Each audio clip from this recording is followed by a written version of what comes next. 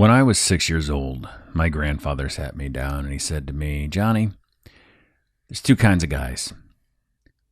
One guy will spend all night getting dressed up, working on his lines, looking at his smile in the mirror, making sure that he's got everything perfect, then go to the party, hit on 15 different girls, get 15 different numbers, and go home alone. He's like, but there's another kind of guy.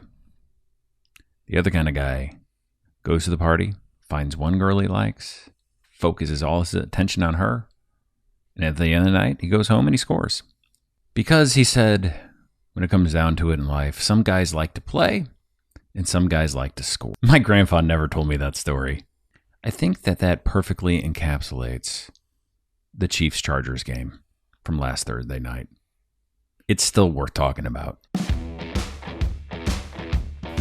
I need more Chiefs gear behind me if I'm going to make this look like an actual football podcast. Chiefs Kingdom! How's it going? Good.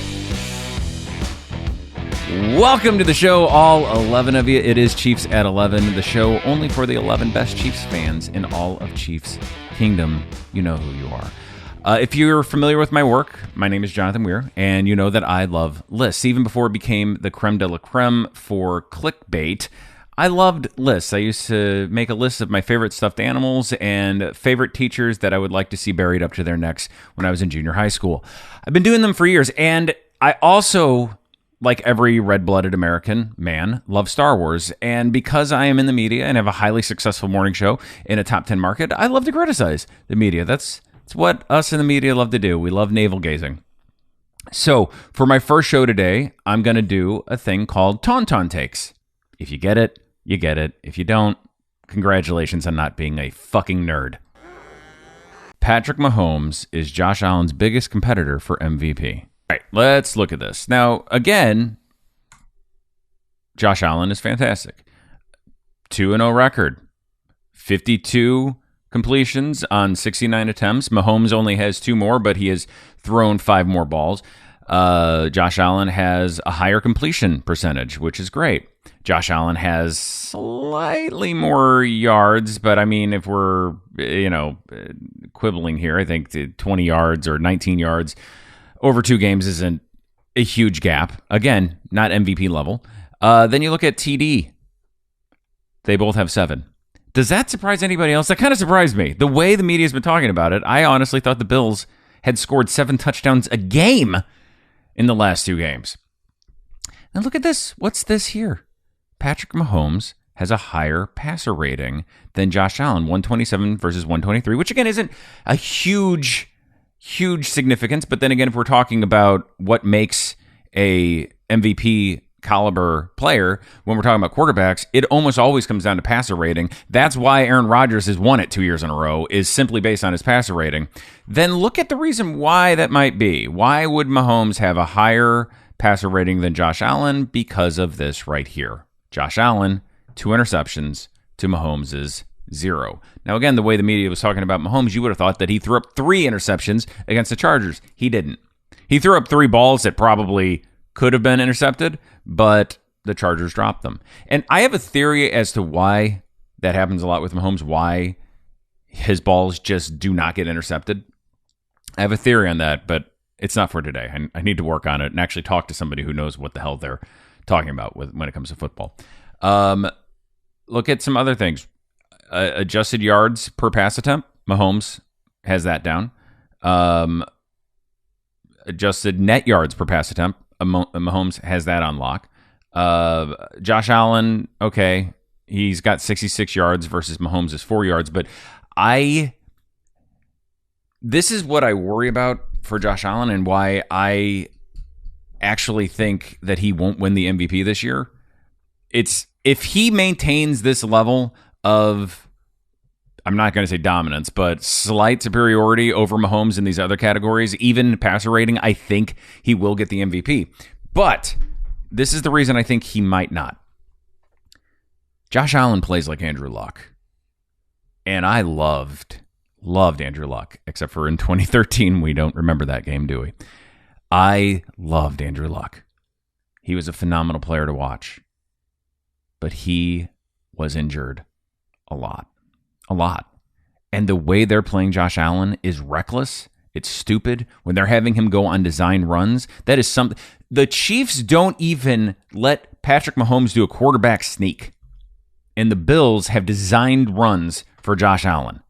I think it's insane. And if he manages to get through the season with 11 attempts at rushing over 2 games, so like 5 or 6 attempts at rushing per game, maintains that level of consistency and doesn't get injured, maybe he deserves the MVP. I just worry about it because at some point they're going to play a rough defense. At some point they're going to play somebody who has no problem taking out a big dude who runs like, well, what does he do? He's like a fullback who's at quarterback. It's what we said about Andrew Luck and what people are saying about Josh Allen. And it amazes me that nobody's caught up to that. Now, here's the reason why I think it's a bad take. It's not the worst take on here. That's why it's number 5. I think it's a bad take because Josh Allen hasn't proven anything yet.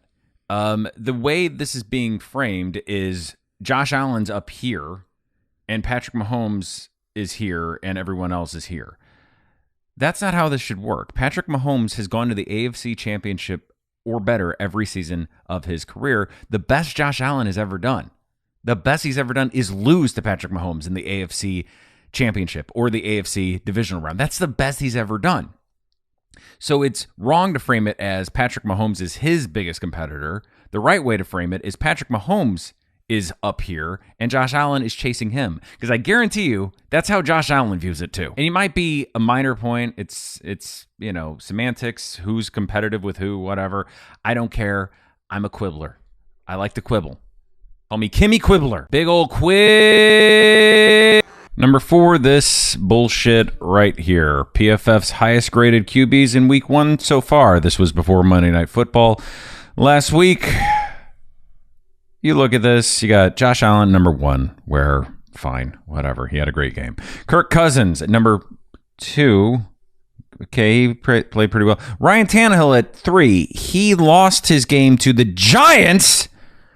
Justin Herbert at 4, who almost lost to the Raiders. Jameis Winston at 5, who played the Falcons and barely won. Lamar Jackson, okay, fine, I'm fine with that. Jalen Hurts, he's really good. Sneaky MVP candidate, possibly. And then number 8, you got Patrick Mahomes, which is not where he ended up for the week. He actually ended up at 9th in week 1. Because, again, this was before the Monday Night Football game where, remember the next day on Tuesday when everybody was talking about how great Geno Smith was in that game? No. Well, you should have! Because he apparently played better than Patrick Mahomes in that game. I honestly have nothing else to say about this. I'm going to go off on PFF later on in this. All right, Tauntaun take number 3 actually comes from you guys out there in Chiefs Kingdom, because you keep referring to the game that the Chiefs are going to play against the Indianapolis Colts tomorrow as a trap game. Here is what a trap game is. A trap game is when you are playing a bad opponent followed by a very good opponent. And the reason it's called a trap game is because psychologically the thought is that you are going to overlook the bad opponent because you're so focused on the good opponent. Now, it's reasonable to think psychologically that this could be a thing, especially this game, because the Chiefs are going to play against the Tampa Bay Buccaneers. The Tampa Bay Buccaneers kind of have a bad history with, as far as recent history is concerned. Tom Brady and the Bucs absolutely took us apart in the Super Bowl in 2020, and I can't imagine that Mahomes and the rest of the guys aren't looking forward to returning the favor against them. By the way, how great would it be? Tom Brady is going into that game with a pretty weak offensive line. Gee, what's that like, Tom? Let's look at some statistics that I think will prove that there are really no trap games in the Mahomes era. And if there are, they're huge, huge outliers. Here is a list from Pro Football Reference. Now, I say Pro Football Reference with reverence because it's not Pro Football Focus. This is a very good site that everyone, if you love football and numbers and stats like I do, you should subscribe to. Now, here's what I've done. I have made a list of every single Chiefs game in the Patrick Mahomes era, so 2018 on, where the Chiefs were favored to win by 6.5 points or more, which is exactly what their spread is right now against the Colts. As you can see on this, they have 35 games and they are 32-3. Pretty good record. Pretty good record. So if there's a trap game in there, it's got to be in these results, these losses, right? Well, let's go over those losses. First one, just going chronologically here, was against the Indianapolis Colts. We lost 13-19. If you remember that game, Mahomes was injured. Mahomes was hobbling around. We didn't have Tyreek Hill. It was a really bad part of our season. I believe we lost 3 out of 4 games in that period. Mahomes got injured against Denver. It was a mess. In that game against Indianapolis, Mahomes, his ankle was busted. He was having trouble getting around. And again, didn't have Tyreek Hill. The next game was against the Texans, so it's fair to say maybe this was a trap game because the Texans were very good that year. But I chalk this loss more up to injuries. They just weren't in the right state of mind. And if you remember, they lost to the Texans the next week. The next one, chronologically, is the Las Vegas Raiders. Now, they lost to the Raiders 32-40 in 2020. This is what I call the God damn it, Ben Neiman game. It was also the game where the Raiders did a lap around the stadium because they were so happy about winning one game against the Chiefs. The next game was against the Buffalo Bills. And you could say, okay, well, that looks like a trap game, except the Bills weren't considered that great of a team yet. They had gotten off to a good start. I believe they were 4-1 at this point. They had just lost a really, really ugly game to the Titans, though, and they weren't really considered a powerhouse yet. They hadn't played any real good teams. I'm sure the Chiefs thought of them as a better team than the Raiders, but not good enough for me to consider it a trap game. And finally, we have the Chargers game from last year. Now, the Chargers game last year, you probably remember that, or maybe you drank it out of your memory. I know I tried. They lost 24-30. Thank you to the refs and the phantom DPI calls, not to mention the 4 turnovers in a row, which I think is a Chiefs record, if not a league record, that the Chiefs had. 4 drives, 4 turnovers. It was ugly. Now, the Chiefs were favored to win that game by 7 points, and they lost by 6. It's not a trap game at all. There's not even a doubt about this. And the reason why it's not a trap game at all is because the next week's opponent was the Philadelphia Eagles, who the Chiefs were favored to win by 7 points. Now, that line was set after the Chargers game. So even after we shit the bed against the Chargers, we were still favored to beat the Eagles by 7 points and did. So there are no trap games in the Mahomes era. I'm tired of hearing about this, and I'm also tired of pessimistic Chiefs fans. I love you. I adore you. But Jesus God, give it a rest. We have the best quarterback in the league. Number 2 is the narrative that has been pushed mostly online. You don't see too much talk about refereeing unless it's really egregious by the national media, but it's mostly pushed online by Chargers fans about how the Chiefs were bailed out by the refs in that game. Now, let's go over that. They were bailed out, according to Chargers fans, in 2 instances. One, that the Asante Samuel interception should have counted as a catch. If you look at this picture, it's not a catch. The ground's doing most of the work, and his hands aren't around the ball. It's pretty simple. I mean, it's really easy. Thank God that Amazon Prime had this game, because we had NFL playoff level caliber cameras to make sure that everything was good, but we could prove unequivocally that is not a catch. It's not a catch. The second play that keeps getting cited as a bailout for the Chiefs by the refs is when Mahomes threw an interception to Asante Samuel that was supposed to go to MVS, but MVS wasn't able to get to the spot because he ran into Bryce Callahan on the Chargers. Now, I don't know how Chargers fans think that this isn't a penalty on the defense. You literally cannot impede a wide receiver's path, and that is exactly what Callahan's doing on this play. It's as clear as day.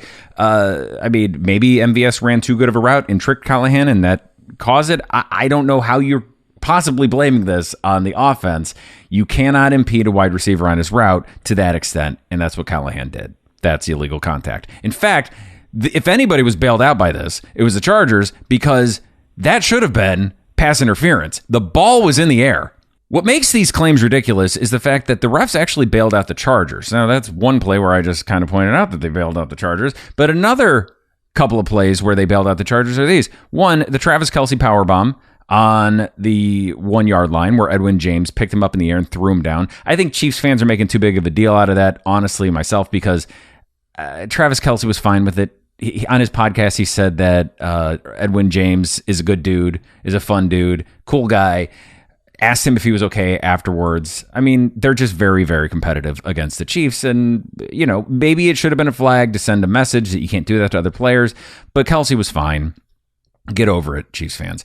And even if the flag had been thrown, by the way, we were on the 1 yard line. We would have been half the distance to the goal. It wouldn't have made any difference. But the play that really pisses me off is the play where Joey Bosa decided to go all 20,000 leagues under the sea on Patrick Mahomes' ACL. And instead of that being called as roughing the passer, instead of that, nah, we're not doing that, they called a holding penalty on Wiley for throwing Bosa into Mahomes, which is not what happened at all. Look at this video. See how Bosa's left cleat is digging into the turf as he's launching himself at Mahomes? Obvious penalty. That's how Brady ended up losing a season in 2008. But I guess we're just like, you know what? Mahomes gets too many good calls anyway. The refs obviously did not bail the Chiefs out in this game, and anybody saying otherwise can go paint a mural.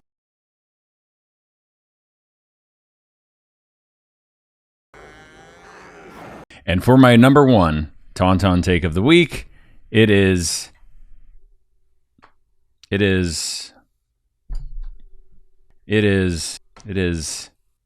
this January 6th applied to the NFL. So in this tweet, Kevin Cole from PFF, who seems like a nice guy. I mean, he has a nice avatar with his kids in it, which means he's got to be a good father. I have a picture of my child in my avatar on Twitter, just so that you know that if you harass me and troll me on Twitter, there's a good chance that I'm going to take it out on my child. So that's why we put pictures of our children up on social media, kids.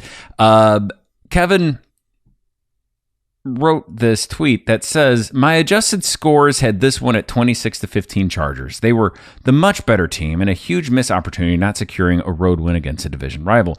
Because he was getting so much immediate pushback from this. In fact, all I did, I responded to him, got hundreds of likes on my tweet. All I did when I responded to him was quote his tweet with laughing emojis, and everybody else started dragging him. He said, since everyone is interested in adjusted scores, they'll give some transparency. And then you can read, he goes on to talk about how it has to do with luck and missed opportunities and misplays and things like that. What's interesting about that to me, Kevin, is that you claim that the Chargers were the better team in the game, or the much better team, in fact, but they miss a lot of opportunities. So I guess we're having a difference of opinion about what makes somebody a good team over what makes somebody a bad team. And this is how we circle back to the intro to this video. In the intro to this video, I talked about playing versus scoring. If you, in life, want to be successful, you have to focus on how much you are gaining out of what you're doing. You need to be goal-oriented. And if you enjoy playing and then getting to that goal, that's the best. If you can play and score, fantastic. And I think the Chiefs do that most of the time. But some days they don't. Some days they care more about scoring than they do playing, and they have games like they did Thursday night where they played fine. They played well enough to win, but they didn't play as good as we all know that they can. The whole idea of an adjusted score based on who you think was the better team in that game is ridiculous because, in my estimation, the team that played the best is the team that scored the most points. That's all it should come down to. And I know that's a simplistic take on sports, but that's not my opinion. That is literally the entire sports consuming world when it comes to how we decide who the better team was. It's not about stats. It's not about plays in the game. It's all about the scoreboard at the end. If you have more points than the other guy, you win the game. There is absolutely no game that is decided by stats. Every single game, from cricket to football to Skittles, which, if you've ever seen that, fun game. ESPN 7, pretty great. Every single game is decided by who has the most points. When we talk about luck and we talk about missed opportunities and still talk about the other team as the better team, we're missing the entire point of sports. The entire point of sports is to not miss opportunities. The entire point of sports is to not rely on luck or to be unlucky. When we talk about luck in regards to them missing some interceptions, Asante Samuel not being able to secure that interception, it's not luck. That's poor execution. That's poor execution. When I think it was Asante Samuel again is in the end zone and Mahomes threw the ball and was supposed to loft the ball up to Fortson, but instead throws it directly at Samuel. Samuel didn't catch it again. Guess what? That's poor execution on Mahomes' part, but also on the defensive back's part. Because if that is a case of being unfortunate, is it a case of being just lucky when Jalen Watson secures a touchdown on an interception against Justin Herbert? No, it isn't. Jalen Watson knew exactly what they were going to do. He played the play perfectly, and he executed. The difference between Asante Samuel and Jalen Watson is Jalen Watson caught the ball. The reason there was so much uproar in the media this week over that game and who actually won the game is because the Chargers, God bless them, have spent millions upon millions of dollars on beating the Chiefs. And they're not the only team. The Raiders have done it. The Broncos have done it. The Bills have done it. Even the Bengals, to an extent, even though they beat the Chiefs twice last year, are doing it, where they tried to beef up their offensive line and somehow made it worse. How does that work? Point is, it doesn't make sense until you factor in execution. It doesn't make sense that a roster full of stars like the Chargers have, because let's be honest, they have some stars. Justin Herbert is a dude. Keenan Allen, who didn't play in this game, and maybe that would have made the difference, don't know. Keenan Allen is a dude. Austin Eckler is great. So is Mike Williams. On defense, my God, are they stacked. J.C. Jackson, Kyle Van Noy, Joey Bosa, and Khalil Mack. How did the Chiefs score any points against them? It's beyond me. They've spent so much money on trying to beat the Chiefs and came up short that it just doesn't make sense to a lot of people. So that's why you get things like adjusted scores. That's why you get things like PFF downgrading things and upgrading things and people talking about luck and unluck and fortunate and unfortunate and all that stuff. Because at the end of the day, it doesn't make a lot of sense. Why would one roster stacked with stars beat another roster whose biggest star other than the quarterback left? It's because people don't factor in execution. And execution comes down to coaching. Guys, I said all off season, and I was called a Pollyannish optimist. I was called a homer. And granted, we're only 2 games in, but it really looks like this is the trend this season. I said, I'm not worried about this season. I'm not worried about this division because you have 4 coaches in this division. You have one of the winningest coaches of all time who will walk into the Hall of Fame in Andy Reid on his Air Force Ones. You have a first-time coach who is totally unproven in Denver and has proven that he is unproven in Denver by not understanding how clocks work, how field position works, or it seems like how even Russell Wilson is not himself a first-year player. He's a veteran, and maybe you should trust him a little more, but then again, he's played like crap, so who knows? You have that in Nathaniel Hackett. Then you have on the Chargers, Brendan Staley, who seems like a nice guy, and I would love for him to run any PR department for any NFL team, but does not seem like a good head coach. And I say that because look at the roster he had last year. Yeah, they added J.C. Jackson and Kyle Van Noy and Khalil Mack, but they still had Joey Bosa on defense. And Asante Samuel on defense, who didn't have his great game, but he's usually pretty good. And Edwin James, for Christ's sake. And Justin Herbert, you can't make the playoffs with Justin Herbert. You're not a good coach. You should be fired immediately if you can't make the playoffs with a healthy Justin Herbert. Brendan Staley's not a good coach. He's not good enough. He might be good, but he's not good enough. And then you got Josh McDaniels for the Raiders, who is easily the proof positive that the Patriots way doesn't work outside of Foxborough. That's why I didn't worry about the season. And it's why I can't say that the Chiefs are winning the Super Bowl, but I can easily say I would be shocked if they don't win the AFC West. Thank you so much for watching this.